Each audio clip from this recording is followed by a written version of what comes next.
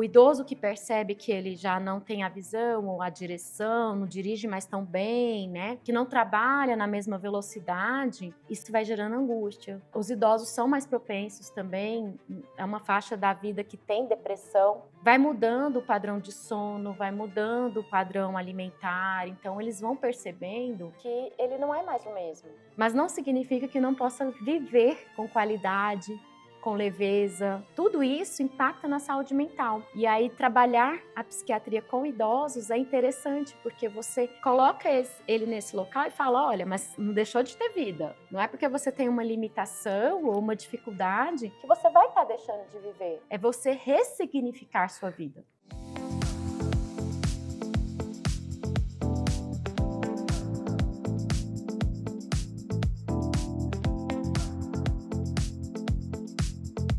E antes de começar o episódio de hoje, eu quero apresentar e agradecer com muito carinho os nossos patrocinadores, que acreditaram nesse projeto desde o início e tornaram o consultório aberto ainda mais especial. A começar pela Cerrado Chic, uma loja que eu simplesmente amo. Com curadoria impecável em peças de decoração, móveis e itens exclusivos. Foi a Cerrado Chic que assinou toda a ambientação do nosso cenário. Com bom gosto, originalidade e aquele toque que faz toda a diferença.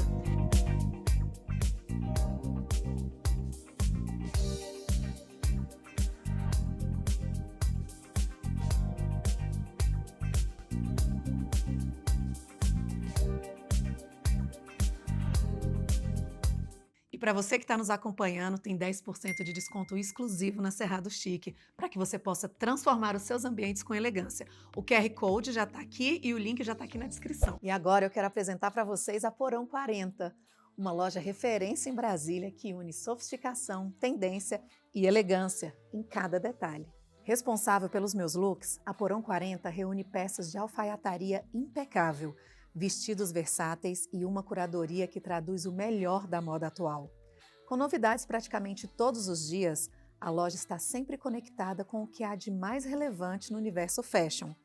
Perfeita para mulheres que buscam autenticidade e estilo em cada escolha.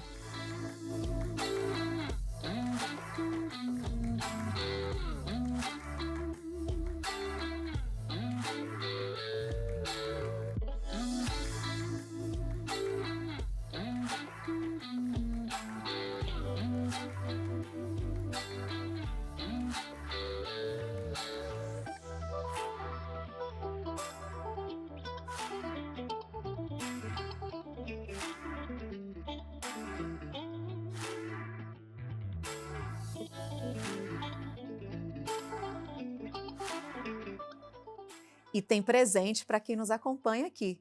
Quem chegar na loja dizendo que veio do consultório aberto ganha 10% de desconto nas compras. Agora corre lá e aproveita, porque estar bem vestida também é uma forma de cuidar de você. Psiquiatra fora da caixa. Já ouviu isso em algum lugar? E é assim que a minha convidada de hoje se intitula nas redes sociais. Vou começar querendo entender isso. Doutora Lili, muito obrigada, seja muito bem-vinda. Apresente-se, fale da sua decisão pela psiquiatria, o que você desejar falar, ela é surpreendente, vocês vão amar essa entrevista e explique, por favor, também o porquê essa psiquiatra fora da caixa. Porque saiu de uma percepção íntima, de uma percepção de autoconhecimento, que eu vi que eu gosto sempre de estar buscando ferramentas muito além da psiquiatria, muito além do CID, muito além dos protocolos, né? Dentro da minha vida, na época da faculdade já, eu gostava de estudar e fui monitora e fiz projeto de extensão dentro da homeopatia, onde todas as pessoas já ficavam com o nariz torcido, né? E fazendo psiquiatria, eu sempre gostei de psicoterapia, de psicoeducação, fui sempre estudando não só a psiquiatria, mas outras áreas da medicina, inclusive das medicinas orientais, estudei Ayurveda, né? E sempre agregando como ferramentas. Não é 8 ou 80, eu escolho esse lado ou aquele, mas eu vou agregando como ferramentas. Então, por isso que eu me intitulo um pouco de psiquiatra fora da caixa, mas desde a infância a gente sempre me sentiu um pouquinho fora da caixa. E a escolha da psiquiatria? A gente estava conversando aqui no bastidor que primeiro você escolheu ginecologia. Foi. Na verdade, você tem essa residência... A ginecologia eu não terminei, eu larguei. Não, mas aí você fez a residência na psiquiatria, Psiquiatria. mas depois tem os cuidados paliativos, que era uma das coisas que você está falando, o quanto é importante esse conhecimento, que para você não existe medicina sem Cuidado. cuidado e sem especialização, né? Sim, sim. Eu acho que o médico, ele é muito importante ser um bom técnico, um bom ser humano, empático, mas sem a base da formação, sem saber o que você está fazendo, né? Você pode fazer até iatrogenias, né? Você pode até estar cometendo erros que podem ter consequências muito sérias. Então, o médico, ele precisa ter o respaldo técnico. Então, é ciência, ética e humanidade, né? E, então, essa é a minha bandeira. Essa é a minha bandeira quando eu também dou aula, que seja sempre ético, humano, mas tenha ciência. Maravilha. E falando em ciência, como é que foi a transição? E por que não me encontrei na ginecologia e me encontrei na psiquiatria? Então, a ginecologia, eu acho que eu era a residente que mais fazia parto humanizado, porque eu conversava tanto que quando eu vi, o neném já estava nascendo, eu era da Garram, as minhas R-pares tinham uma capacidade técnica executiva maravilhosa, né? E eu muito lenta para fazer as coisas, mas depois eu descobri, assim, eu tenho TDAH e eu tenho uma função executiva muito ruim, né? Quem me acompanha nas redes sociais sabe que eu quase perdi o dedo tentando consertar uma cama. Então, assim, eu sou destrambelhada, então eu não tenho capacidade técnica para ser uma boa cirurgiã. Então, eu ia virar uma ginecologista sexóloga. Fato. Que eu converso pra caramba. Não que isso não seria muito bom, mas eu vi que eu estava muito mais preocupada com outros aspectos humanos do indivíduo e da mulher. Eu era muito ligada para a saúde da mulher. Foi meu TCC de psiquiatria, foi em depressão gestacional. Eu era muito ligada nessa parte e tinha muito a ver com o desejo da maternidade, que veio logo depois que eu larguei a residência de ginecologia e obstetrícia. Veio o Luiz Otávio.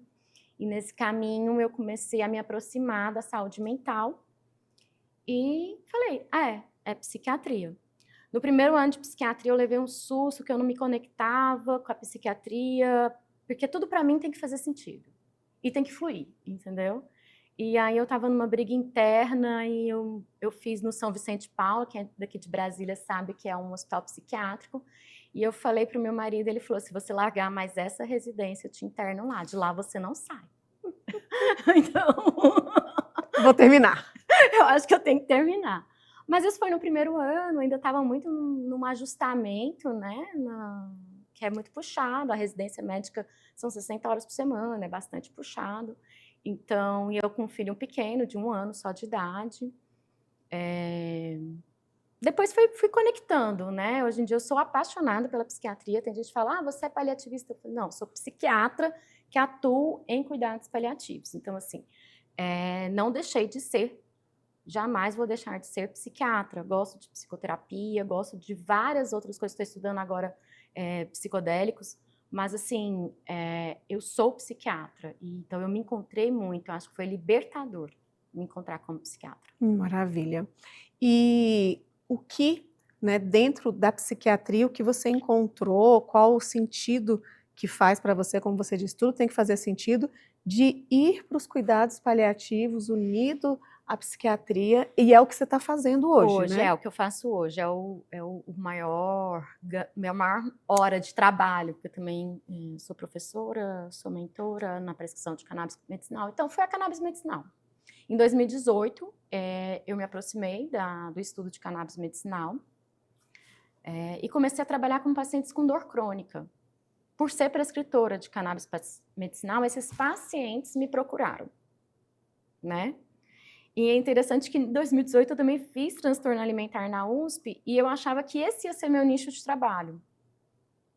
E terminou o universo, Deus, me levando para esse local, vindo das pessoas com dores, com sofrimento, necessitando de algo para aliviar isso. E eu estava nesse momento estudando cannabis medicinal, que estava muito engatinhando no Brasil, era difícil a importação, demorava para a Anvisa liberar 45 dias, hoje em dia em 45 segundos. Então, assim, era um aspecto bem difícil. Chegaram essas pessoas em sofrimento. E eu comecei a olhar ali, entendeu? Qual era o meu papel nesse sofrimento? E foi me aproximando dos cuidados paliativos, porque começou a chegar pacientes em cuidados paliativos, pacientes oncológicos, pacientes com doenças neurodegenerativas, autoimune, procurando também um alívio do sofrimento. E meu coração se abriu. Um dia eu estava dando uma aula de cannabis e tinha uma médica paliativista na aula. E eu falava, talvez eu vou fazer uma pós em dor, eu gosto muito de trabalhar com dor. Ela falou, não, você é paliativista. E aí eu falei, né?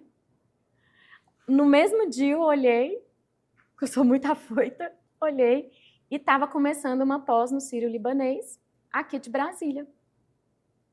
E aí eu me matriculei. Dentro da pós, eu me encontrei, porque o cuidados paliativos é o cuidar pelo cuidar. Não vou postar na rede social antes e depois, eu não vou, é o cuidar, entendeu? E aí é o princípio da medicina que eu acredito que a gente, qualquer área que seja, a gente tem que tratar, mas nós temos que ser cuidadores, né? A gente encontrou dermato aqui, e um adolescente, por exemplo, com espinha, ele está num sofrimento intenso. Então, toda a área da medicina, nós somos cuidadores. Então, esse local me conectou com o desejo quando eu decidi ser médica e me levou para esse estudo e para esse encontro. E dentro do Sírio também, eu tive encontro de almas. Eu encontrei irmãos que pensam muito parecido comigo. E hoje, depois dessa pós, aí 2023 definitivamente você e decidiu 24, que é isso. E essa questão existe a parte dos idosos ou é fora o cuidado paliativo? É ou fora, você... não, aí eu comecei a estudar mais psicogeriatria, porque tem uma parte da psiquiatria que cuida dos idosos. E aí eu comecei a estudar, não fiz o R4 em psicogeriatria, porque existe o R4 em psicogeriatria, mas eu comecei a estudar mais a fundo a psicogeriatria e estou atendendo idosos que não são em cuidados paliativos, mas que têm as demandas, né, dentro da saúde mental e acolher eles, e é sempre legal. Por que os idosos? Porque eles foram chegando também. Foi acontecendo. Foi acontecendo. E cuidado paliativo, como é que você enxerga? Qual é o trabalho, qual é o propósito aí, para que a nossa audiência possa compreender o porquê, o que é paliativo, né? O que é esse paciente com doença terminal ou não, mas sabendo que está, né, acometido, e o quanto a psiquiatria pode auxiliá-lo, né? E, além disso, o cuidar de idosos, né? Que é uma fase diferente. Igual a gente tem a questão da menopausa, mas não adianta pensar que vão cuidar do seu pai ou de você muito em breve, tem que ter esse entendimento. Isso. É um outro momento mental, físico, né? Sim, o idoso ele começa a entrar em contato com a finitude da vida. Ao redor dele já começam pessoas a ir embora. Tem idosos, inclusive, que filhos vão embora antes. Então, ele começa a entrar em contato com o tema morte e também começa a entrar em contato com o tema morte da funcionalidade dele, porque nós vamos perdendo funcionalidade, a gente vai perdendo vitalidade. Por mais que tenha idoso, né, que chega aos 90, 100 anos, mas ele vai, não tem no mundo ninguém Highlander. Então, a gente vai fazer a passagem, né? Então, né, dentro da crença de cada um. Mas isso vai gerando medo, isso vai gerando ansiedade.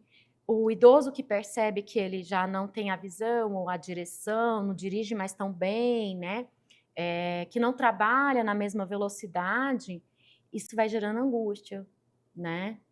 Os idosos são mais propensos também, é uma faixa da vida que tem depressão, né? Então tem estatística mesmo.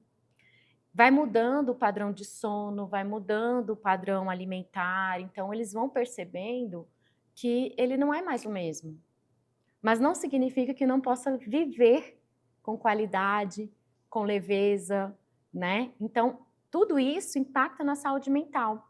E aí, trabalhar a psiquiatria com idosos é interessante, porque você coloca ele nesse local e fala, olha, mas não deixou de ter vida. Não é porque você tem uma limitação ou uma dificuldade que você vai estar deixando de viver. É você ressignificar sua vida. E o cuidados paliativos não é só para quem também está morrendo ou para idoso. Cuidados paliativos é para quem está com diagnóstico de doenças ameaçadoras à vida, né? E que o prognóstico é desfavorável. E isso vai gerar o quê? Medo. Isso vai gerar ansiedade. Às vezes é um pai de família aos 52 anos que recebe um diagnóstico de câncer de pâncreas. E ele é o provedor. E o que vai ser da minha família? Entendeu? Como vai ser toda essa organização?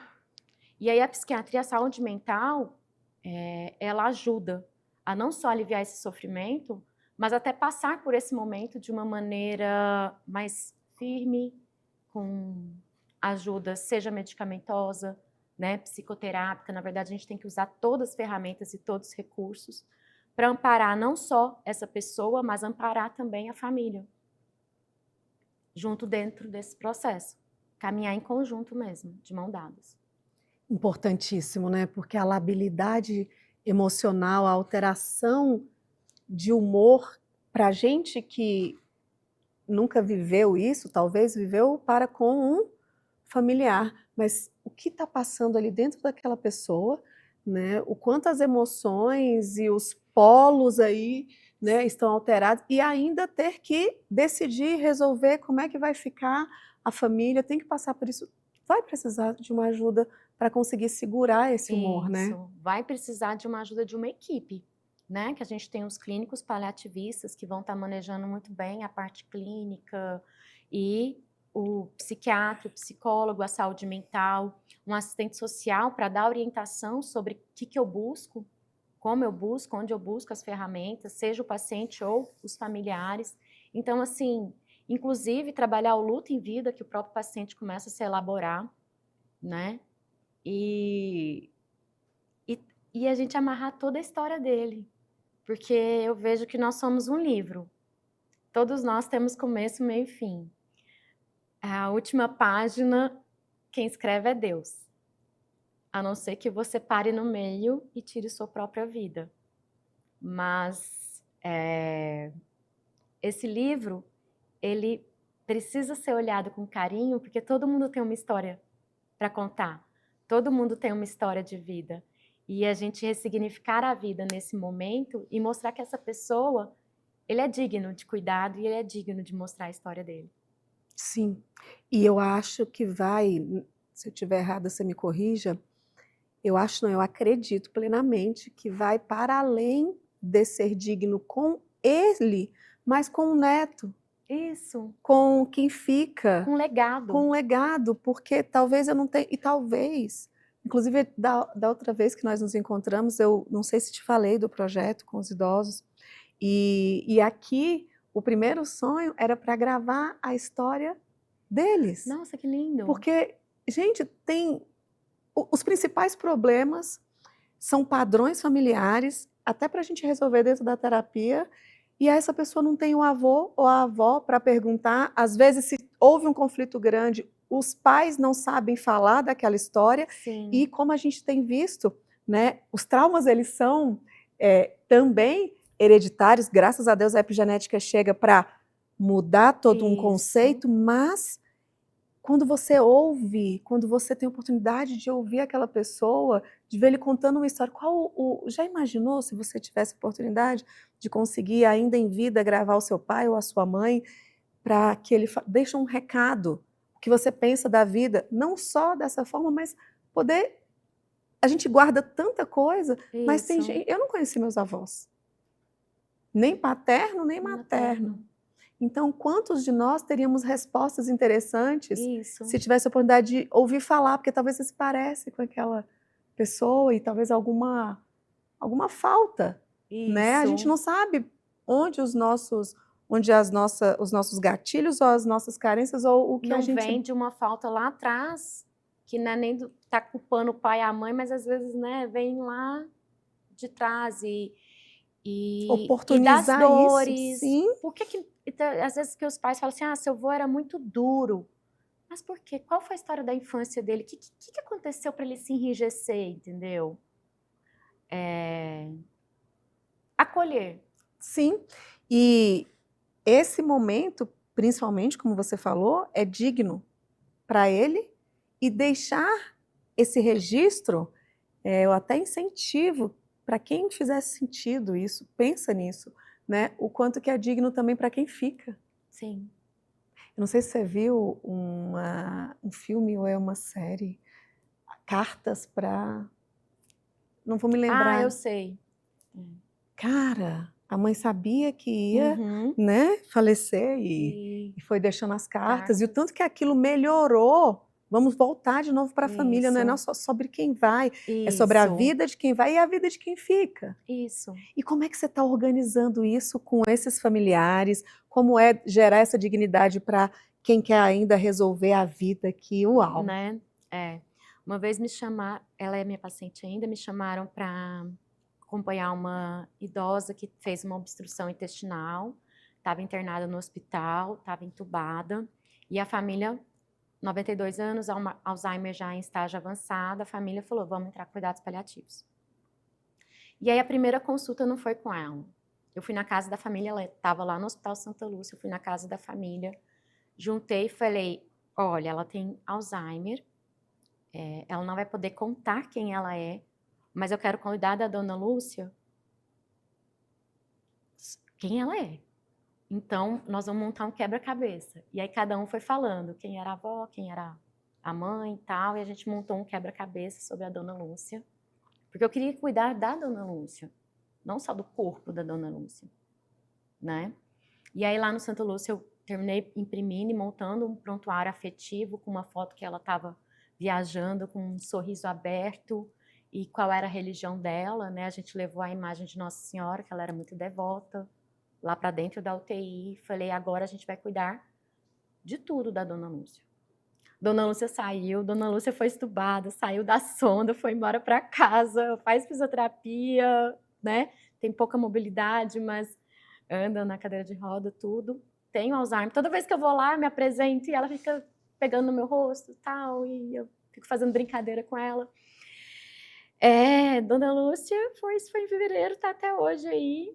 E eu cuido da Dona Lúcia, que eu não conheci, mas as histórias me trouxeram a Dona Lúcia para mim, entendeu? Então, uma história de contar quem é você é muito importante, porque eu quero cuidar do indivíduo, né?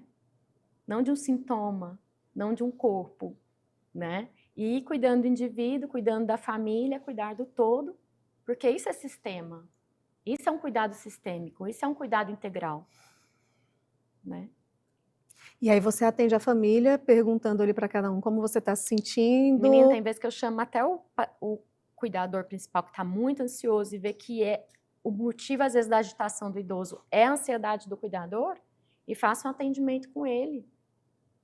E quero saber quais eram as angústias, quais são os medos dele. Encaminho para uma psicoterapia, vou ver qual tipo de psicoterapia vai ser interessante. Às vezes encaminho para um colega medicar, entendeu? E esclareço para ele os medos dele. Mas que isso está terminando alterando a dinâmica. Então, assim, você olhar todo esse sistema faz parte do cuidado. Total, faz parte. E isso dignifica e tá todo mundo ali participando daquela morte. Isso. Tá todo mundo vivendo esse luto em vida. E como é que você consegue... você falou, Carol, eu não cuido de morte. Eu cuido De vida. de vida. A morte é o final do meu trabalho. E como é transmitir isso e fazer com que essas pessoas consigam, nesse momento que talvez, né, conscientemente não seja possível essa compreensão, mas você tem conseguido passar isso para a família? Você tem visto mudanças? Eu vou com só essa... corrigir aqui que na morte não é o final do meu trabalho, porque na verdade às vezes eu processo o luto pós também e organizo a família junto, né? Mas assim, é como um obstetra que acompanha a gestação e na hora que o bebê nasce, ele o trabalho de obstetra está encerrando ali e às vezes a paciente acompanha como ginecologista, mas o primeiro momento do bebê é do obstetra, depois que ele entrega para o pediatra, né? Então, assim, é cuidar desse binômio paciente e família, é partejar, né? Para a finitude da vida, mas eu quero trazer vida aos dias. Outra brincadeira que eu faço com os pacientes e com a família, e eu falo, eu posso ir embora primeiro que vocês.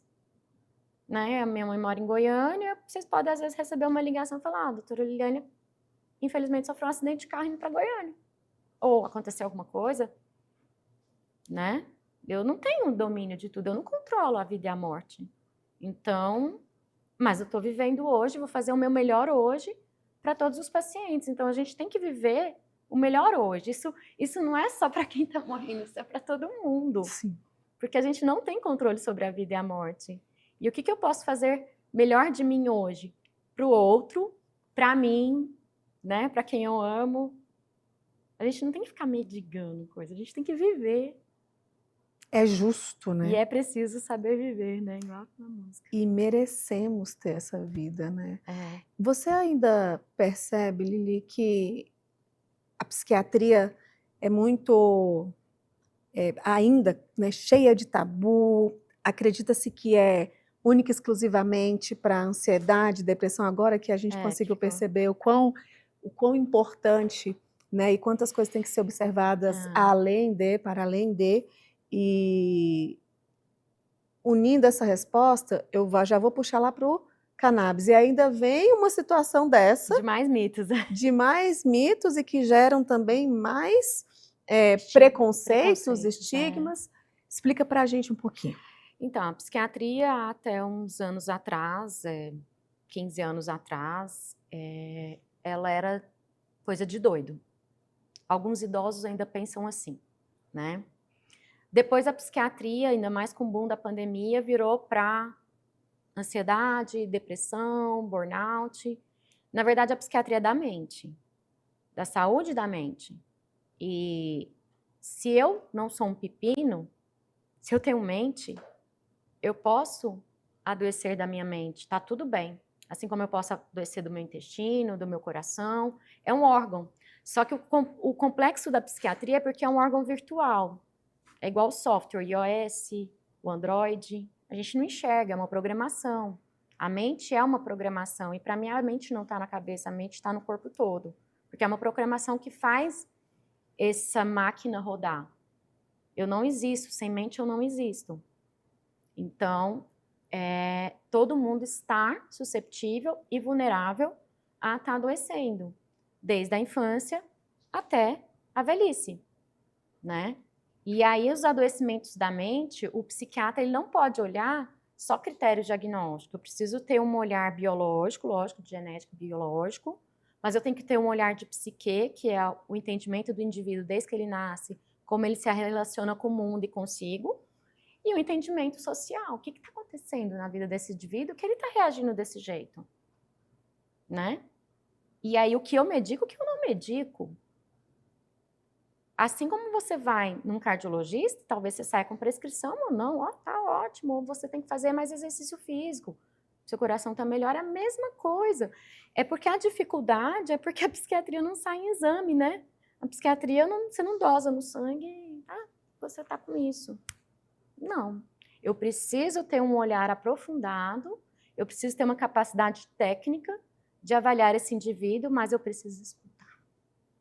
Muitos profissionais, às vezes, perdem. Tem paciente que chegava no consultório e falava assim, mas, doutora Lili, os outros não me ouviam. Eles não me escutavam. E eu falava, meu Deus. Como? Porque a escuta de presença, é escuta ativa, é escuta sensível. E aí vai muito além de um diagnóstico, de um CID ou do DSM, né? Ou de um medicamento. Ou de um medicamento. Nos transtornos alimentares, Uhum. né, que você também Atuei. Uhum.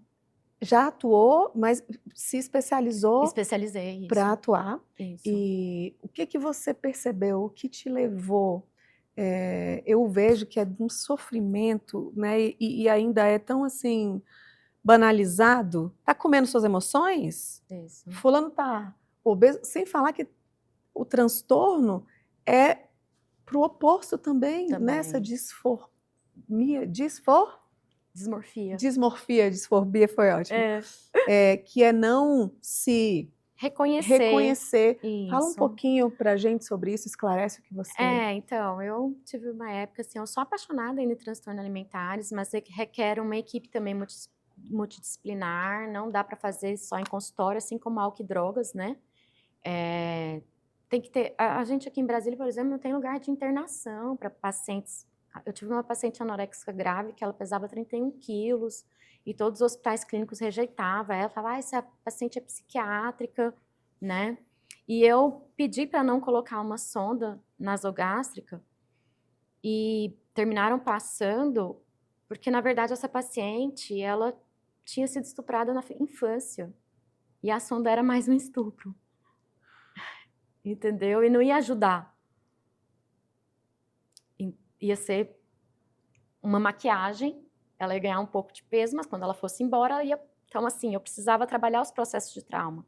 O transtorno alimentar, ele vem, você falou da epigenética, ele vem de coisas de comportamentais e de traumas e às vezes, de uma crítica que teve na adolescência, sabe?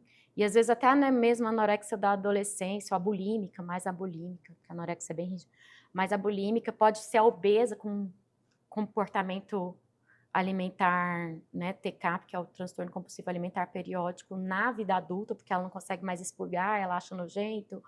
Então, assim, tem muito a ver com as relações humanas, tem muito a ver com regras, porque tem muitos médicos que não come isso, não come aquilo, não. Então, restrição pode gerar compulsão. E transtorno, a palavra transtorno tem a ver com sofrimento e disfunção. Tem gente que tem comportamento alimentar, que às vezes faz uma compulsãozinha, mas não tem transtorno. Entendeu? A gente também tem que ter cuidado. Porque o transtorno é uma questão repetida e que é disfuncional. Gera sofrimento, gera uma desorganização, né? Então, muitas vezes o paciente fala assim, eu tenho compulsão alimentar. Aí eu vou ler, vou perguntar, mas o que você come e tal. Eu tinha uma dificuldade, hoje em dia tem bastante nutricionista comportamental, que antigamente tinha mais nutricionista esportivo e tal. E aí eu vi e falei assim, não, mas você passa tempo em jejum, na hora que você for comer, você vai ter uma urgência da fome. Então, assim, o seu problema é comportamental e você não tem, não é compulsão. E você não faz toda vez isso, e fui explicando, você precisa de uma nutricionista comportamental e de uma terapia cognitiva comportamental. Então, assim, também o transtorno alimentar me trouxe esse olhar sistêmico também da família, né? Eu não faço infância e adolescência, mas também trabalhar com psiquiatria infantil e da adolescência, também entender o local dessa criança, o que está acontecendo na vida, os pais estão se separando, é uma criança que sofre uma violência doméstica e esse comportamento vai para a escola de maneira agressiva e quer medicar essa agressividade, na verdade, tem uma questão sistêmica ali, né? Então, a saúde mental, ela é um olhar sistêmico. O que diferencia a compulsão alimentar do transtorno alimentar? Você já falou que a frequência, né? Mas, eu como bastante, né? Eu como por 5 pães. Agora, quem tem transtorno chega a que nível? Vamos fazer uma analogia, um comparativo como o álcool, por exemplo. Eu bebo só na sexta. Um adicto, ele bebe todos os dias. Cada pessoa de uma forma. Mas eu queria que você conseguisse nos esclarecer para a questão da alimentação. Principalmente porque nem todo obeso tem transtorno alimentar, que as pessoas, né, ficam nessa coisa, porque fulano tem compulsão alimentar. Ele pode ter ansiedade, pode comer por ansiedade e nem sempre ter o transtorno compulsivo alimentar periódico. Então, tem uma periodicidade. A pessoa tem o que a gente chama de binge, né? Aquele comer de uma forma exagerada, enormes quantidades de calorias, e ela sente repulsa depois dela. Então, ela sente um sofrimento, ela não sente alívio. E ela tem vergonha. Muitas vezes ela come escondida essas quantidades enormes, ela esconde debaixo da cama, né? Então, ali tem um comportamento totalmente alterado, não só que, ai meu Deus, eu terminei comendo uma pizza inteira, Liliane. E aí depois, não, aí depois eu fui dormir, no outro dia eu fui pra esteira, tal. Mas você faz repetidamente isso, você só, né? E você sempre come uma pizza inteira, depois você expurga, você vai pra corrida. Não, foi esse dia, né? Então, às vezes a gente tem episódios. Sim. E tem pessoas que têm transtorno. Agora, tem bastante pessoas também que têm transtorno. Então, isso tem que ser olhado com carinho, né? Essas pessoas muitas vezes não chegam no psiquiatra, estão indo no nutrólogo ou no endócrino, e é interessante olhar quando eles têm, né? E trazem, e falam, olha, você precisa de um psicólogo, de um psiquiatra, que está vendo que você tem um padrão de comportamento, né? Hoje em dia, as canetinhas, elas são grandes aliadas do psiquiatra, na verdade, né? Porque elas não interferem no sistema nervoso central, mas tem que ter cuidado também para não estar maquiando um comportamento. Não, tem estudo até com a liraglutida com álcool também, então realmente melhora a compulsão. Que legal. Então, a gente tem que juntar as ferramentas, Sim. a gente tem que juntar as forças. E não pode fazer estigmas, né? Que é, por exemplo, que todo gordo tem compulsão. Não. Tem gente que às vezes tem síndrome metabólica, tem um comportamento às vezes alterado, estilo de vida, né? O estilo de vida é muito importante. Total. Olhar para isso. Total. E o cannabis? Vamos voltar para este tema. O que você mais ouve? Explica para a gente de verdade, para essas pessoas, assim, para que serve, né? Como é que isso chegou aí na sua vida? Quais são os principais tabus ou as coisas que se falam? É da droga mesmo? A pessoa vai ficar... Conta pra gente, né? para que serve de verdade? Toda vez que eu vou dar aula, a primeira coisa que eu falo, né? É separar a maconha recreacional do óleo ou do gummy, né, do produto terapêutico, tá? Por quê? Porque nós, na medicina, temos drogas que são de uso recreativo, que as pessoas também fazem. Desde o ópio, né, os opioides, que depois vieram os sintéticos, mas que veio da papoula, veio para aliviar a dor, né? Depois veio os anestésicos, alucinógenos, né? Os próprios anestésicos também são. A ketamina, que veio para ajudar a fazer uma grande cirurgia, por exemplo. Não tinha condições de fazer sem um anestésico, né? Então, assim, as drogas são ferramentas dentro da medicina. E o canabidiol, o THC, a gente chama de cannabis medicinal, mas não é uma especialidade médica. É uma ferramenta que várias especialidades podem fazer uso, né? Então, a neurocirurgia, que mexe com dor, o anestesista, o ortopedista, o ginecologista, o psiquiatra, o neurologista. Então, assim, tem uma ferramenta dentro da medicina que tem evidências para certas patologias e não tem evidências para outras patologias. Então, hoje eu vejo também que teve um boom aí, como se fosse uma garrafada, né? Serve para isso, para aquilo, tal. Calma. Não é isso. Por isso que eu falo, é ética, ciência e humanidade. Então, para que serve? Para quem eu vou prescrever? Tem contraindicação, então tem pessoas que não podem. Tem efeitos colaterais, não é porque é natural que é isento de efeitos colaterais. Então, tem que ter estudo, né? As pessoas não podem brincar com a própria vida. Então, eu tenho que ter critérios, mas é uma excelente ferramenta. Principalmente para dor, fibromialgia, né? Pessoas que sofrem com fibromialgia, para ansiedade, insônia, né? Epilepsias refratárias, que foi a primeira liberada e né, com maior grau de evidência. Então, e lembrar que a cannabis ela tem vários fitocannabinoides, não só o canabidiol, tem o THC, que é o que dá o barato, mas a quantidade que tem ali no óleo não dá o barato, não é a mesma coisa da maconha fumada, né?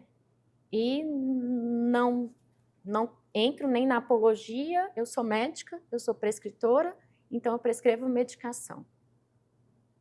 Tem gente que fala assim, ah, você prescreve a maconha fumada? Não, eu prescrevo a medicação. Eu sou médica, eu preciso saber o grau, de qual a miligramagem daquele produto, o que eu vou prescrever. Então, exige seriedade, né? Exige estudo. E onde ela atua dentro dessa pessoa, por exemplo, que está sofrendo com fibromialgia, que a gente falou Sim. dor, mas ao mesmo tempo serve para ansiedade, que ela tem Também algum tipo de tem. dor, né? Mas onde é que Vamos lá. vai agir? Então, a gente tem um sistema dentro do corpo que foi descrito na década só de 90, ainda é muito precoce, quase nenhum dos médicos estudam, que é o sistema endocannabinoide, né? O sistema endocannabinoide é onde os fitocannabinoides, ou seja, os canabinoides da planta, vão se ligar dentro do nosso corpo, desses receptores. É como tomada. Então, Então tá dentro da gente. tá dentro da gente, O né? Não, o endocannabinoide. O endocannabinoide. Isso, né? Assim, todo remédio tem que ligar um receptor, Aham. tá? Então, o paracetamol, um remédio antidepressivo, ele precisa de uma tomada dentro do corpo para que ele faça o efeito. Por isso que tomar um remédio que não tem a necessidade, ou um Vinvance para quem, por exemplo, não tem um problema específico. Mas ele vai não se ligar. Ele vai se ligar em esse alguma receptor. coisa. Ele vai se ligar, né? O Vinvance se liga no receptor de dopamina. E ele vai liberar dopamina. Mas o que acontece? Ele vai ficar muito over para quem não tem TDAH. Ele vai funcionar de maneira muito over, tanto que tem gente que usa o Venvance de maneira recreativa para dar o barato, para dar energia, como a anfetamina, né? Mas todos os remédios, todos os produtos químicos, vamos dizer, se ligam em algum lugar no nosso corpo para poder fazer um efeito. Seja tóxico ou não, o álcool também, entendeu? Então, a gente só tem efeito das coisas porque existe algo no nosso corpo que se liga. Então, se a maconha faz um efeito no meu corpo, é porque existem receptores dentro do meu corpo que se ligam à maconha. Só que cada um reage de uma maneira, porque tem mais expressão ou não dessas tomadas, né? Uhum. E aí, eles vão ligar os fitos, que é o canabinoides, que é a planta, vai se ligar no corpo, fazendo uma ação de analgesia ou anti-inflamatório e ansiolítica. Então são essas 3 funções. Isso, mas por que eu tenho esse sistema? Esse sistema não nasceu para a planta se ligar. Esse sistema, na verdade, o sistema endocannabinoide é o sistema de homeostase, de equilíbrio. E a gente produz também endocannabinoides, que chama anandamida, e eu vou chamar de 2-AG, porque o nome é um xingamento, tá? E o 2-AG. Liliane, anandamida. Ananda, né, vem do sânscrito, porque a maconha a cannabis sativa é uma das 5 plantas sagradas da Índia. E Ananda significa felicidade, mida, substância. Substância da felicidade, mas na verdade é uma substância do relaxamento. Porque é isso que muita gente fuma maconha para isso, né? Então, do relaxamento. E ela tem essa tradição milenar de ser terapêutica para fazer essa analgesia. Isso. E essa anandamida que a gente produz, Liliane, para que eu produzo? Para me relaxar. Só que como eu estou muito over, me estresso muito, eu estou tendo um agente agressor que está me causando dor, a minha própria anandamida não consegue. E eu preciso, então, de um agente externo. Uhum. Entendeu? Liliane, mas como eu aumento a minha anandamida? Meditação, exercício físico e relaxamento. Por isso que o paciente com fibromialgia, com dor crônica, com outros aspectos e com insônia, quando a gente fala que a meditação ajuda, que o relaxamento ajuda, que o exercício físico ajuda, eu aumento essa substância dentro do meu corpo. Ah, Liliane, ela é uma das aminas, né? Igual a noradrenalina, a dopamina, a serotonina. Só que ela infelizmente, ela não armazena. A gente não armazena como as outras, os neurotransmissores. Ela é produzida sob demanda. Então, eu tenho que fazer meditação todos os dias para eu poder ter um estado de relaxamento, né? Porque ela não armazena contínuo. Eu tenho que fazer exercício todos os dias. E a gente lembra do estilo de vida. E tem alguma limitação? Essa pessoa não pode ou... Tem, né? Pessoas que não podem... Porque assim, que tem óleo que tem canabidiol isolado e não tem os outros fitos. Tem óleo que tem o FU, que tem os outros fitoscanabinoides. Por exemplo, o THC é o que dá ativação, dá o barato e que pode ter risco de psicose. Então, paciente que teve já psicose ou tem história de bipolaridade mais grave, ou tem história na família, a gente fica de olho, né? E também não começa com THC alto ou quando o paciente também é muito ansioso. Por quê? Eu vou rapidinho fazer. CBD relaxa, THC ativa. Então, para certas pessoas, eu vou usar mais o CBD, que é o canabidiol. Mas tem pessoas que eu preciso do THC, porque o THC, ele analgesia melhor, o CBD relaxa melhor. E aí, quando eu faço a junção dos dois, eu tenho uma resposta melhor. Mas o THC não pode para pacientes que têm riscos de agitação e psicose. O canabidiol, Liliane, então, ele não tem problema? Tem. Eu não posso para pacientes cardiopatas graves, porque ele faz vasodilatação e posso fazer uma insuficiência cardíaca. Eu posso baixar a pressão de uma maneira muito grande. Ele tem interação medicamentosa, quais são os remédios que estão usando, qual que eu vou tirar, qual que eu vou manejar, entendeu? Então, ele não é isento assim. Por isso que eu falo, o médico tem que estudar. Né? Não é natural ele não é um xamã, feito. entendeu? O médico é médico. Ele não é um xamã. Não, nada contra os xamãs, gente. Não, não é isso, não. Não, mas é verdade, né? Vamos agora, sim. É ciência, né? exato. É ciência. E aí precisa eu saber aonde né, qual a enzima hepática, qual a interação medicamentosa, né? Se esse paciente pode... E, inclusive, tem que ter cuidado com o quadro, porque muitas vezes as pessoas falam da depressão, né? O canabidiol, ele não é um bom antidepressivo. E, inclusive, o CAMAT, né, que é onde a gente segue os guidelines para transtorno de humor, tanto depressão quanto bipolaridade, coloca aquele efeito negativo. Olha, não prescreva como adjuvante. Ah, Lene, mas eu tinha depressão e fiquei melhor. Sua depressão era ansiosa? Ah, era. Você melhorou sua ansiedade, melhorou sua depressão, porque a pessoa extremamente ansiosa, ela deprime, porque começa a desorganizar, a vida começa a fazer um monte de bagunça, não começa a não dormir. Então, a gente melhorou a sua ansiedade e, às vezes, o antidepressivo melhorou a sua depressão e, juntos, eles fizeram um combo ok. Mas, quando a gente fala daquela depressão apática, aquela depressão que não responde a nada, que a gente manda, às vezes, para ketamina, manda para, a gente chama de psiquiatria intervencionista, ele realmente não tem resposta, então tem que ter muito cuidado com as coisas midiáticas. Ele não tem resposta nem o THC e nem o CBD. CBD, Não é indicado para depressão. Para depressão resistente, para aquela depressão bem resistente. Você falou em pacientes adictos, né? Álcool, drogas. A psiquiatria, ela age com esses pacientes, com essas compulsões. É um psiquiatra específico? Como é que é? Ele tem... Então, explica pra gente essa questão da psiquiatria, se existem por áreas ou se é dividido só por faixa etária? Sim. Numa cidade pequena, o psiquiatra ele vai terminar sendo um psiquiatra generalista. Mas numa cidade igual Brasília, a gente tem o que a gente chama de áreas de atuação. Então, eu tenho o psiquiatra da infância e adolescência, eu tenho o psiquiatra que gosta de DQ, que é de dependência química, né? Eu até brinquei no grupo dos psiquiatras, eu fiz uma lista de quem gosta de o quê, né? Medicina do sono e tal, e aí eu coloquei os DQs, os heróis da DQ, né? Porque realmente não é fácil trabalhar com dependência química.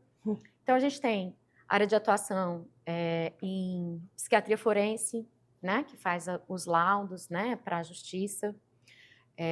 Psiquiatria da infância e adolescência, temos sexologia também, né? Temos psiquiatras que podem ser psicoterapeutas, psiquiatras que trabalham com psiquiatria intervencionista, que é eletroneuroestimulação, a estimulação magnética transcraniana, a ECT, que é a eletroconvulsoterapia, que tem muito estigma também, o ECT, trabalha com ketamina. Então, a psiquiatria ela tem várias áreas de atuação. E dentro das áreas de atuação ainda tem gente que fala assim, eu gosto muito de transtorno de humor, né? A gente tem aqui em Brasília uma pessoa que faz um ambulatório específico na HUB, lá na UNB, de transtorno de humor, que é a Monique. Ela gosta de transtorno de humor, está estudando só bipolaridade, transtorno de humor, entendeu? Eu gosto de transtorno de personalidade, pessoa que também, heróis, que gostam de trabalhar com transtornos graves, borderline, né, que tem muito sofrimento. Então, assim, só que não é, isso é muito mais para os grandes centros, né, que Brasília, terceira maior cidade do país, tem bastante médico, a gente consegue fazer essas segmentações, né? Você vai me ajudar a achar. É bom ter um amigo psiquiatra. Na verdade, acho que aqui a gente tem uns 2 ou 3, mas quero que você me ajude mesmo a encontrar esses específicos, porque é Pra muito cada bom tema, para né? cada tema. São temas maravilhosos. A E psiquiatria desmistificar, e ela é tão boa, e não é para correr dela. Isso, é ser uma aliada na sua vida, para que você tenha o direito de viver bem, leve, feliz, com saúde mental. Sim. Porque hoje em dia, no mundo estressante, louco que tá, ter saúde mental é um luxo. Com certeza, com certeza. Você falou nas eletroestimulações, no ECT, qual que é a tua... porque o cannabis, por mais que explique-se e fale, sempre vai ter ainda, né? Vai ter essa questão. E por que também com a eletro? O que você acha que as pessoas... Porque tem aquela questão de tortura, né? Muito ligada ao choque, ao eletrochoque, os primórdios de como dos começou, hospícios, tudo, e que foi usado na Segunda Guerra como tortura, né? Então, mas hoje em dia é feito com sedação, com anestesista junto, né? E, Liliane, mas eu não vou ficar demente? Não, é igual resetar o computador travou, eu reseto e volto, o arquivo tá tudo ali, o que tá salvo, entendeu? Mas tem... Inclusive o doutor Querido esteve aqui, Roberto Querido. Sim, ele trabalha com estimulação magnética transcraniana e ketamina, né? Então, a magnética é como um campo eletromagnético que coloca, né? E faz a alteração ali do externo para o interno, né? A gente tem o ECT, que é a eletroconvulsoterapia, onde você vai dar um choque no paciente e ele vai fazer uma convulsão. E essa convulsão vai reorganizar, igual o choque do coração. Caramba! Vai reorganizar o cérebro, entendeu? E ele é muito importante. É um tratamento padrão ouro para depressão muito resistente, para psicose que não responde ao remédio, sabe? Então, transtornos. Assim, transtornos... TDAH. Não, o choque não é para TDAH, não. A eletroestimulação, sim, né? Sim, depressão, TDAH, você tá falando toque. Entendi. O toque, a estimulação magnética, né? Também. Então, assim, e a gente tem a estimulação elétrica. A estimulação magnética, ela é uma placa, eletromagnético, um campo eletromagnético, e a estimulação elétrica é aqueles eletrodozinhos que tem muita resposta na dor. Também. Olha que interessante, né? Muito. E diz que muitas pessoas estão saindo dos medicamentos através desses tratamentos. Sim. Então, é algo que você... Então, que os medicamentos, eles têm até aqui de eficácia, né? Tem pacientes que não respondem às medicações e precisam de diversas ferramentas e sejam associadas, né? Ou isoladas, mas eu vejo que tudo que a gente associa de bom para o paciente é sempre melhor. Benéfico. E depois que o paciente está instável, você pode desprescrevê-lo, né? Dependendo do tipo de transtorno. Você falou que está estudando psicodélicos. Jesus! Conta! Eles podem ser indicados, o que você observou? Então, no Brasil a gente ainda não tem liberação, tá? Só que eu tenho mania de estudar antes da liberação, igual foi do canabidiol. Porque já tem trabalhos científicos, Na Austrália e nos Estados Unidos já tem locais de liberação. E quem são os psicodélicos, né? Na verdade, aqui no Brasil tem liberação para ritualísticos, né? Que a ayahuasca é um psicodélico, que a substância DMT está sendo bem estudado e pode ser que futuramente seja sintetizado, tudo. Porque esses estados ampliados de consciência, eles quebram trauma, eles trabalham coisas assim que as substâncias nossas, as ferramentas que estão dentro da farmácia não trabalham. E o MDMA, né, o MD, que é o êxtase que a galera toma aí nas raves, nas festas eletrônicas, mas o que acontece? É uma terapia assistida por psicodélicos. Igual eu falei, existe uma certa responsabilidade para quem eu vou passar. Se eu altero esse estado de consciência e eu vou abrir uma caixinha de Pandora que o cérebro colocou lá na infância, eu preciso ter técnicas para trabalhar isso depois. Para fechar? Para reorganizar e reelaborar esse trauma. Para que esse trauma, porque ele está na caixinha, mas ele está gerando sintoma no paciente. Sim, hoje. De maneira inconsciente. Então, eu preciso reelaborar esse trauma.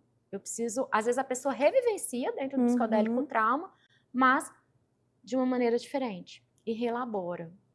E leva com mais reorganização, leveza, sem tanto mecanismo de defesa do corpo. Então, você baixa a barreira de urgência ali, a consciência. A consciência, que é o nosso lóbulo aqui, né? Frontal, rebaixo. Baixa, e aí vai ter alguém conversando, e você acessa, ele começa a responder num estado de mais inconsciência, de transe, e vai ter alguém ali conduzindo junto com ele, conversando com o inconsciente, lá para aquele ou momento. Ou esperando a experimentação dele, e depois que acabar a experimentação, conversar sobre isso, trabalhar isso, né? Em várias outras sessões né? Mas assim... Aí conserta de um lado e vicia no MD. Então, não. Porque a dose é bem menor, né? Não é para trabalhar o barato, é para trabalhar o que está sofrendo. Porque você falou várias... Não, aí as sessões terapêuticas, não precisa tomar várias doses. De novo, toda vez que eu preciso intervir, eu não vou precisar fazer o acesso com psicodélico. Que então, eu acesso e depois eu relaboro, entendeu? Porque assim, as pessoas viciam em Rivotril, as pessoas viciam em metadona, as pessoas viciam oxocodin, né? Os opioides lá nos Estados Unidos é um problema sério. Então, assim, mas é a prescrição com responsabilidade. E o acompanhamento durante... Porque, na verdade, foi como você falou, é uma terapia. Então, você vai estar, quando isso for autorizado, não só... Ele não vai tomar o medicamento e vai para casa, ele vai ter que tomar o medicamento e ficar com você. Isso, aí quando ele está reorganizado, e depois também nós trabalharmos isso em setting terapêutico. Liliane, mas o que tem a ver com cuidados paliativos? Muitos pacientes na finitude, ele entra em contato com traumas de infância, ou culpas, ou coisas que às vezes o estado ampliado de consciência vai conseguir trabalhar melhor do que uma terapia onde o ego defende, onde o lóbulo frontal defende. Sim. Tipo, isso eu não quero mexer. Mas talvez você mexer, você vai trabalhar com mais leveza, você vai ter leveza, entendeu? E o tempo dele talvez é muito menor do que se fosse... Você tem 1 ano, 2 anos para trabalhar essa terapia, então ele vai acelerar esse processo de elaboração e talvez ele conseguir viver aquele tempo de vida com mais perdão, sem agonia. Isso. E também trabalhar, assim, porque hoje tem estudo com a psilocibina, que é o do cogumelo, para depressão resistente, assim como a ketamina faz, entendeu? E já está sendo aplicada na USP, assim, no Brasil já está sendo aplicado em nível de pesquisa, tá? Não é autorizado em consultório, mas em nível de pesquisa já está sendo aplicado. E aí a gente vê, porque a gente chegou num momento onde existem pessoas em sofrimento que os antidepressivos, as outras coisas não estão fazendo mais efeito para essas pessoas. E aí? O que eu faço? Eu sou cuidadora, eu quero aliviar esse sofrimento, então eu vou buscar ferramentas, e aí os psicodélicos são novas ferramentas, são novas não, são antigas ferramentas, mas que agora com estudo científico, serão que a gente está trazendo de uma maneira ética, científica e com cuidado humano, né? Segura. Isso, segura e que falar para o paciente, não, eu tô com você, a gente vai tentar de tudo e não te abandono, né? Às vezes o paciente nos abandona, mas ou cita o abandono, mas eu tô aqui. Sensacional. E falando em cuidado paliativo, né, tem pessoas que podem, através dessa terapia, realmente fazer uma passagem muito melhor e, quem sabe, deixar novamente os parentes, porque às vezes é um pai que não conversa com o filho, alguém que teve uma situação e aquilo vai Isso, continuar na família e isso, pode ser solucionado num momento desse isso. que vai estar todo mundo mais vulnerável também. Vou dar um exemplo, né? Nós como mulheres, né? Quantas mulheres não sofrem estupro? E às vezes foi de um ente da família. A maioria, Foi um irmão, né? foi um pai. E isso causa dor. Isso causa, né? E essa dor ali trabalhando. E ela não quer acessar isso, entendeu? Uhum. E às vezes a gente entrando em contato com isso e relaborando isso, liberar um pouco essa dor. Ou às vezes nem ela que foi a vítima, às vezes a pessoa foi o culpado. Mas depois começou a ruminar no estado de consciência. E aí altera todo um Todo sistema, processo, né? todo um sistema, você entendeu? De um lar que poderia estar... É uma possibilidade real de mudar aí. A gente falando, né, consegue só trazer projeções e imaginar, mas quem está com o paciente, né, Nossa, tem que... histórias incríveis, são histórias e histórias, de você liberar coisas que, igual você falou, que poderia ser transgeracional, transpessoal, entendeu? Sair até mesmo da pessoa impactando o meio. Sim.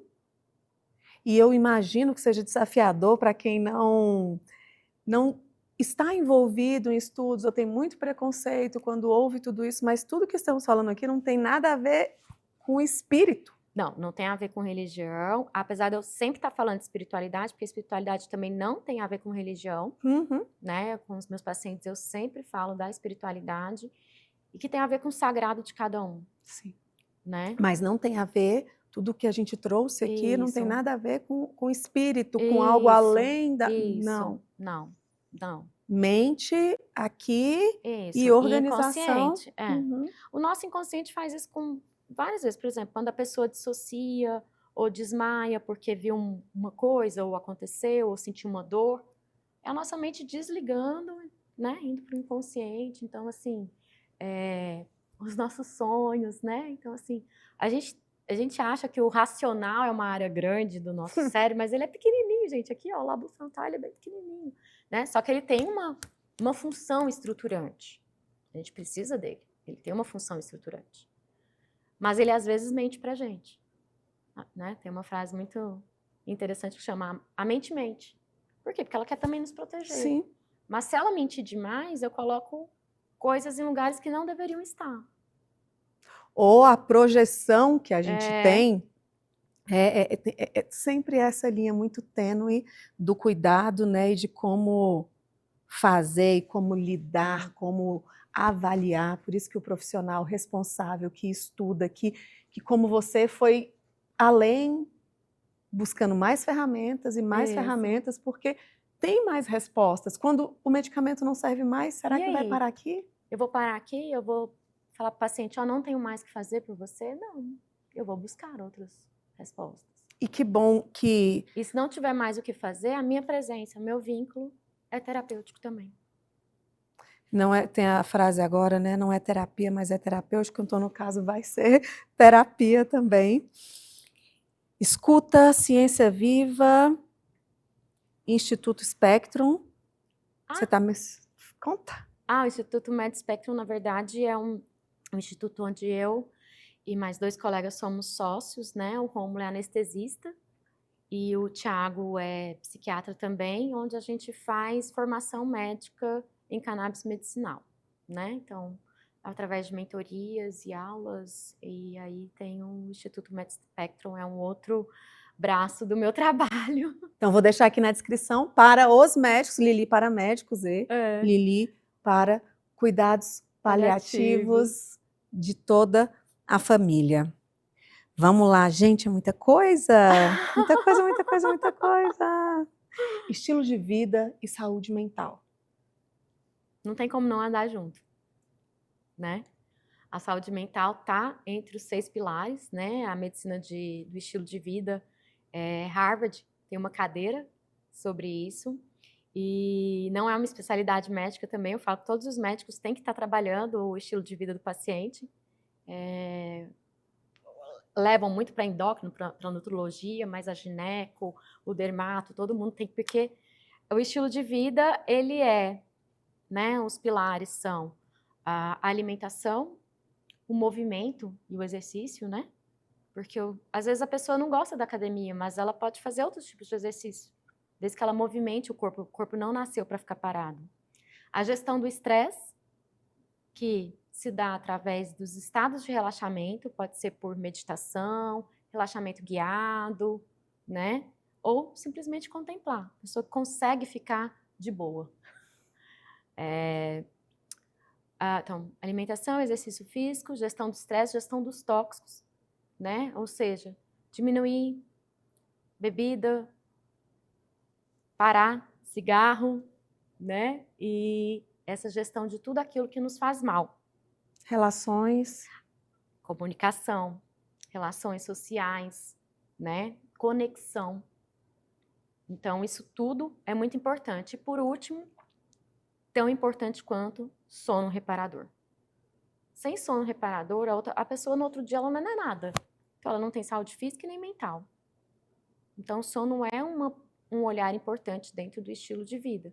E hoje a gente tem uma epidemia de problemas de sono e uma epidemia de medicalização do sono por conta do nosso estilo de vida, por conta das luzes, do celular, da gente não se ir desligando. O nosso cérebro e nosso corpo está anos atrás da tecnologia. Então, o pessoal antigamente, 6 horas da tarde já estava escurecendo, comia com luzes incandescentes ou com lamparinas, né? E ali já contava histórias na mesa. Então, era um processo de relaxamento, até chegar a hora de dormir.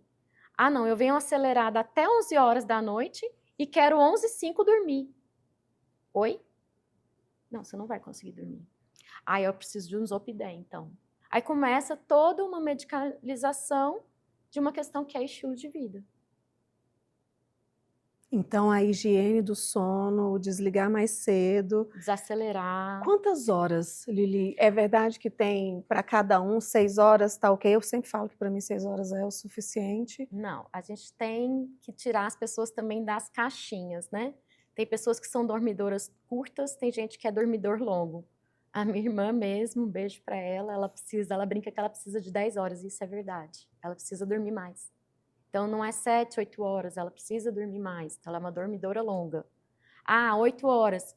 Carol não precisa de 8 horas. Carol, 6 horas, ela já está linda, maravilhosa, e essa ruiva ardente, maravilhosa, pronta para ação, né? E tem gente que acorda de madrugada, tem gente que não consegue acordar de madrugada, né? Então, o milagre da manhã não é para todo mundo, regras não é para todo mundo. Eu acho que a nossa sociedade entrou numa mania de regras. E nós somos indivíduos, nós somos individuais. O meu corpo metaboliza de uma maneira, o do outro metaboliza outra. Eu vou dar um exemplo. Quem tem animal, gato ou cachorro, tem gato que é super agitado e tem gato que é de boa. Então, tem cachorro que dorme pouco, tem cachorro que dorme o dia inteiro. Oh, mas não é cachorro? Não, mas são animais diferentes, são pessoas diferentes, são, né, processos diferentes. Tem a ver muito com o comportamento da infância e adolescente, os estudiosos mostram, mas é igual eu brinco, eu nunca tive presente na primeira aula do colégio, porque a minha alma ainda não tinha voltado. Já pus sapato errado para ir para a escola, porque eu ia praticamente zumbizando. Então, eu não sou aquela que nasceu para dei muito tempo plantão, até mesmo com a Luísa, 7 horas da manhã, mas eu chegava lá zumbizando, entendeu? E aí eu tenho o meu brainstorm, assim, um momento do meu cérebro funcionar às 9 da manhã até umas 5 da tarde. Eu começo a miuçar novamente, né? Então, eu respeitar, eu ter esse autoconhecimento e respeitar meu corpo é muito importante. Agora, realmente, a galera que passa muita madrugada, muita privação de sono, elas têm uns riscos de desenvolver transtorno mental e físico, né? Porque a pessoa que não dorme bem também faz alteração cardiovascular. É verdade que a grande possibilidade de surto, o principal fator é a ausência de sono. Por exemplo, alguém surtou porque estava ali há muitos dias, o sono ele Não, é vital. o problema o sono é vital. O sono faz parte da nossa restauração. É o momento que a nossa máquina para fazer a manutenção preventiva. Entendeu? É o momento onde que meus neurotransmissores estão se reorganizando, né, o meu corpo está relaxando, meus músculos estão relaxando. Agora, a questão da pessoa surtar após noite sem dormir, talvez ela já venha em desorganização, por exemplo, a bipolaridade. Quando está em mania, começa a ter muita agitação e insônia. E aí ele vem sem dormir, aí ele faz uma psicose, né? Mas ele já estava entrando no quadro De maníaco. mania. O esquizofrênico, a mesma coisa, ele já estava entrando num quadro psicótico e fica sem dormir, e então, né? Fica fragilizado. Agora, tem gente que pronto. com privação de sono faz uma crise muito grande, né? Mesmo não tendo esses transtornos, por privação de sono, né? Uma das questões da maternidade, do primeiro mês, por exemplo, que enlouquece as mulheres, é a adaptação dessa privação de sono. Por isso que a rede de apoio no pós-parto é a coisa mais importante para a depressão pós-parto. Por quê? Porque se ela está sozinha ou tem poucas pessoas como rede de apoio, ela surta. Porque você já vira comida e ainda não dorme, não descansa, não Nem repõe. chorando, Como é você não era acostumada com aquilo, entendeu? Então, sono reparador, exercício físico, relações sociais, alimentação, gestão do estresse e controle dos tóxicos. Maravilha. Lili, doenças mentais são transmissíveis? Geneticamente. Geneticamente. Mas eu, de verdade, né, fiz essa pergunta para te falar, gente, se você está num ambiente, Tóxico? Com certeza. cara, não tem como você não Com entrar num certeza. padrão de... É um fator de gatilho, né? O burnout e outros aspectos aí de adoecimento mental. Violência, por exemplo, na infância, faz com que dobre a possibilidade do desenvolvimento do transtorno mental. Triplica, né? Tem trabalhos que mostram. Então, assim, violência física, emocional, estresse, um ambiente tóxico, né? Pessoas tóxicas. Eu falo, se afasta não só dos tóxicos do cigarro, mas se afasta de pessoas tóxicas. Ai, mas é família, é amigo, não interessa. Essa pessoa está te fazendo mal. Não se faça mal você mais ainda. Coloque a máscara do avião em você. Ah, mas não, ela às vezes não quer mudar. E aí? Você não tem controle de mudar o outro. Né? Então, o ambiente é muito importante. E eu falo que ou você olha e percebe que as relações elas vão machucar, vão te adoecer, vão te causar dependência. Tem gente que você quer ajudar que primeiro não te pediu ajuda e você nem capacidade tem para isso e quer se manter. E aí você está sofrendo com isso, está patinando, sabe? Quer ajudar essa pessoa que não quer ser ajudada? Ora por ela. Uhum. Mas não se atropele. Né? Os abusos, Lili, porque a gente fala muito de as pessoas tóxicas, fala-se muito dos narcisistas. Sim. E se eu estiver errada no que eu vou falar aqui, você me corrige. Tá? Mas e as vítimas compulsivas que ficam buscando por esse lugar? Sim. Né? A pessoa que sofre, inclusive até tem um transtorno de personalidade dependente, tem diagnóstico para isso.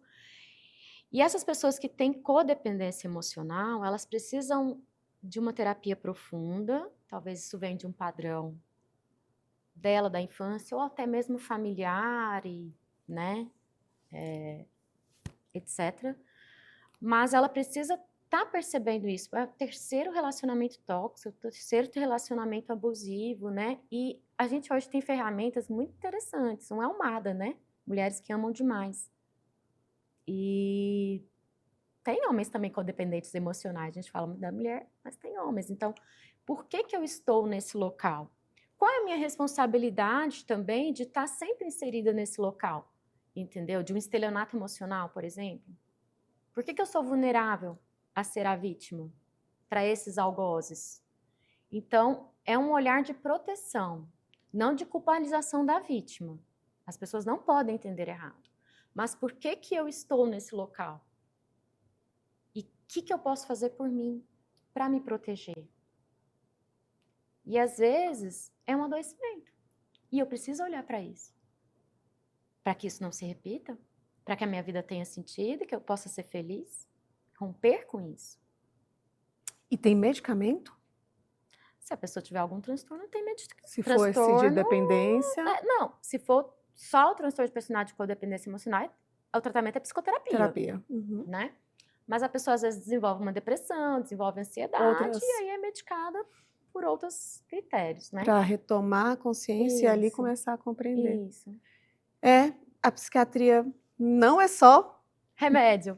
Mas o remédio pode ser uma janela de oportunidade para que a Total. pessoa se reestruture e consiga não. se apropriar. Eu quis dizer que nós começamos assim, estamos É. finalizando assim. É muita coisa. É A muita psiquiatria coisa. não é só, A caixinha. né? O remédio, a depressão e a ansiedade. Olha quanta coisa, né? A nossa mente aí, esses médicos, o Murilo Lobato, em uma das Beijo entrevistas pro ele Murilo falou, também. ele é um barato. Ele falou que na residência, ou ainda em tempo da medicina, quem escolhe psiquiatria é porque é fofoqueira, porque quer É o conversa. doido, né? Isso aconteceu quando tive a festa de 10 anos de formatura e me falaram, nossa, Lili, fiquei sabendo que você não foi mais para ginecologia, que virou psiquiatra. Sua cara. E aí eu falei, levo para elogio ou levo para Vou piada, ficar. né? Ah, tá bom. Significa que desde a faculdade eu sou fora da caixa.